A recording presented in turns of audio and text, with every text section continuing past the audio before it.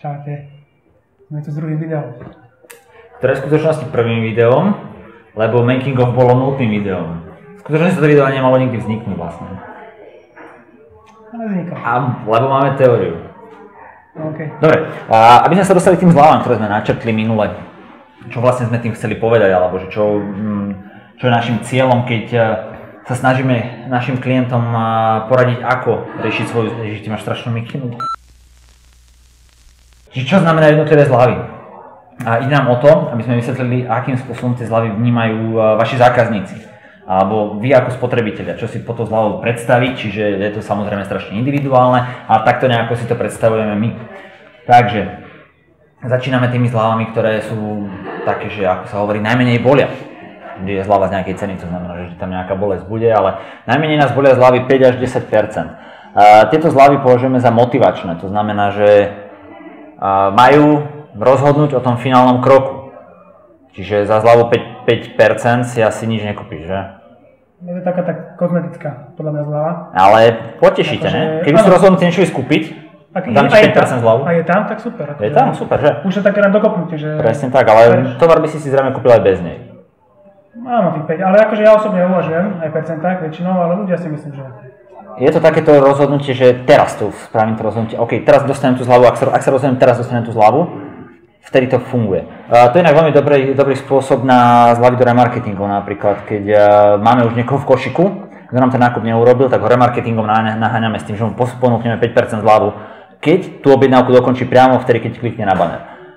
Prakticky ja si skôr myslím, že v tom remarketingu by mohla byť asi viac, lebo ten človek sa rozhodol prvýkrát. Keď sa ideš kúpiť tovar, už ideš ho kúpiť, keď si rozhodnutý, že ho kúpiš a je tam tých 50%, tak si povieš, jak dobre, ušetril som na kávu. Ale keď si ideš nakúpovať a nekúpiš, to znamená, že s tou cenou nesúhlasíš. Tých 5% tých 5% je málo by ťa presvedčilo na to, že rád sám kúptu. Ale keď v remarketingu bude vidieť, je to 30% dole, rozmyslíte si to, ale keď si poďte, tak už, však som to nekúpil včera, dneska je 30%, tak to už môžem kúpiť. No neviem, ale myslím, že tých 5% je dostatočné a už 30% dať všetkým, čo majú niečo v košíku.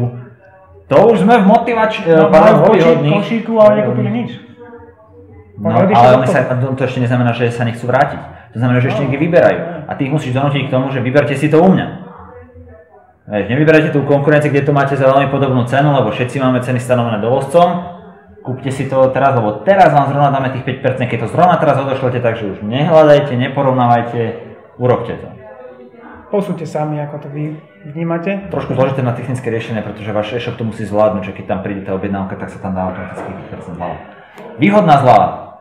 Výhodná zľava voláme zľavu, ktorá je medzi 10 až 40%. Je to zľava, ktorá vám ten produkt, na ktorom uvažujete, postaví do svetla výhodnosti.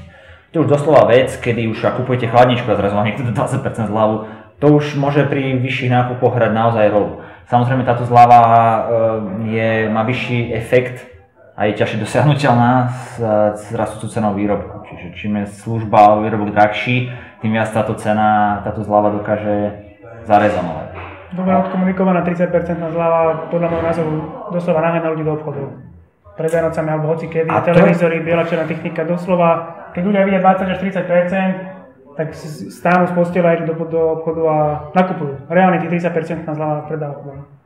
Pokiaľ je to skôr taká spotrebnejšia vec, by som povedal. Čiže skôr oblečenie. Dlhodobejšie alebo aj Neviem si predstaviť, že by som išiel kúpiť chladničku za to, že je niekde na chladničke 30% zľavu. To by som asi... Keď máš 300 €, máš 30% zľavu, tak alebo 500. No ale ja ju nepotrebujem. Ale ľudia, ktorí ju potrebujú a vidia, že bude 30% dole, tak si myslím, že tam idú. Prichádza tam dosť veľa iných faktorov, treba zvážiť, ale je to cesta, ktorá naozaj namotivuje...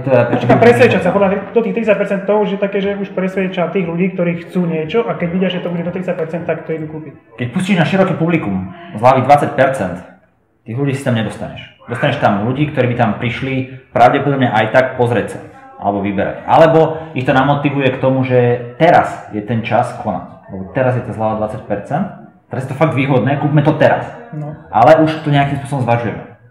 Dopredu. Netrafíš tým doslova, že hocikovo. Áno, veď hocikovo nie. Ten, kto má v merku, že chcem niečo kúpiť a presne tak. Budem v letaku alebo v remarketingu v texte hoci kde, že to je do tých 30% zľava, tak Núdzová zľava, prečo sme ju nazvali núdzová? Toto zľava, keď máte niekde zľavu 70%, tak to už fakt vyznieva tak dosť divne. Aj zľavy všeobecne okolo 50% už, to už svieti kontrolka, to už sa niečo deje, keď to dáva zľavu 50% z niečoho. Takže bude to naozaj, je to dobrá zľava na novinku, čiže niečo uvádzame na trh, niekde, kde nás to fakt neboli, alebo to vieme dočasne nejakým spôsobom vykryť, tak tam sa to ešte použiť dá. Ale v momente, ako náhle ideme na zľavu s produktom 50%, tak jednak hovoríme o tom, že ten produkt asi veľkú nákupnú hodnotu nemá. Keď si išiel s tým produktom so 70% zľavou? So 70% no asi nie, ale tých 50 by som si vedel predstaviť, že keď máme maržu na niečom 80%, tak si vieme dať na tie 2 týždne tú uvádzaciu zľavu, kedy to jednoducho... Obchodníci nemajú 80% marže. Nemyslíte si, majú 25. Hej, presne tak. Čiže byť takým ktorý má 125 napríklad, tam by sme si to mohli dovoliť na 50% cenu. To je možno téma nejaká iná, že s produktom, ktorý ideme uvádzať, do akej výšky je vlastne rentabilná tá zľava, alebo čo za akú cenu je, aby to nebolo také pyrové. My chceme prebrať to, čo to vypovedá o nás ako obchodníkovi, keď ideme do takýchto zľav. Jednoducho je to núdzová zľava, je to skôr alarmujúce, že niečo sa deje, je to jednoducho zľava, ktorá už nie je zdravá. Toto, keď od vás niekto žiada takúto zľavu, alebo ste ochotní dať takúto zľavu, niekde je chyba. Niekde je chyba doslova. No a tým predchádzame k nepredajnej zľave, čo znamená, že je to zľava z produktu, ktorý by si inak nepredal. Keď máte niečo, čo vám visí 1000 kusov na sklade, tak na to môžete dať 90% alebo 80% zľavu. Alebo posledné kusy, pozor, nemusí to byť 1000 kusov. Alebo posledné kusy, proste veci, ktorú sa chcete zbaviť a nepredáte to. Ale zase nemôžete urobiť to, že jednoducho 10-eurové tričko napíšete, že stalo 100 eur a je zlacené na 10. To proste, ako teoreticky by to možno vyšlo, ale ľudia zase už nie sú až takí nepriehľadní. Sú prezieraví ľudia. Sú prezieraví, presne tak. A celá táto teória zľav, samozrejme, ono by tu sme asi spravili veľký elaborát k tomu, ale strašný rozdiel je v zľavách z služieb a zľavách z produktov. Zľava zo služieb, kedy prichádza do úvahy priamo tá práca toho človeka, ktorý vykonáva, veľmi ťažko môže byť na nejakej vyššej hodnote ako je 10%. Myslím si, že keď prídete do kadernice alebo do holičovi a poviete mu, že aby vás namiesto 20 eur strihal za 15, aby vám dal 25% zľavu, asi by to neprešlo. Za služby skôr platíme viac navyše.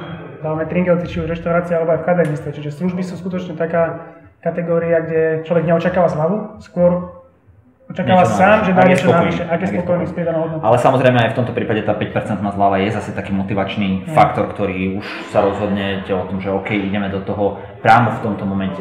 Doslova 5% zľava je niečo, čo by mohlo byť kľudne všade, pokiaľ ste ochotní vy ako zákazník ponúknuť tú protihodnotu v tom okamžitom nákupe alebo v nejakom efekte.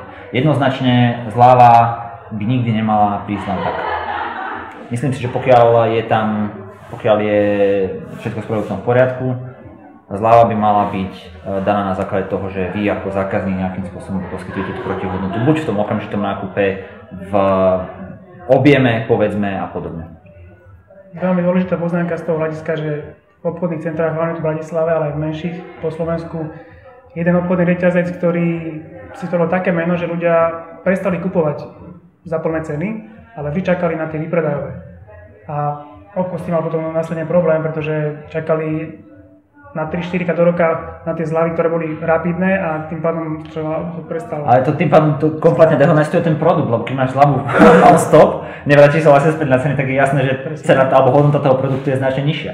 Ja si myslím, vlastne ťažko to porovnávať teraz už takto spätne, ale ešte som bol moc mladý, keď Kenwell robil tieto veci. Bola kedy, neviem, či si pamätáte, lebo vážení diváci ešte Kenwell, ale neviem. Ale vo svojom čase to boli drahé veci, keď to sem prišlo. V 98. alebo tak. New Yorker Kenwell. No a potom to išlo stále dole a dole. Jednoducho má to svoju cieľovú skupinu, ktorá je posunutá niekde samozrejme úplne inám, ako sme my teraz, ale aj tak si myslím, že tým, že oni išli dole s cenami, dostali celú tú značku dole. Preto robia napríklad dovozcovia bicyklov, majú jednoducho stanovené ceny, nikto nesmie podviesť. Biela technika sa to snaží to isté robiť. Samozrejme potom sú tu dovozcovia, ktorí to dovezú z iných väčších trhov, kde je tá cena nižšia, no ale... Parfémy, áno, presne tak. To je príklad sám o sebe. Zľava, ale každopádne so zľavami opatrne. Ak dávame zľavu, tak za to niečo chceme. Ak zľavu pýtame, niečo by sme za to mali poskytnúť. Ak niekde je zľava, tak približne takto nejako by to mohlo byť ponímané, s tým, že samozrejme dúfam, že si všimli, že teda sú veľmi vágne tie hranice, tak sú pekne prečiarkané, že je to pohyblivé desiatky percent hore. A verím hlavne, že to je vidieť. Jaj? Dúfajme, že je to vidieť. A keď nie, tak si to môžete vypočuť. Komentáre nám nechajte v komentároch. Majte sa. Čau.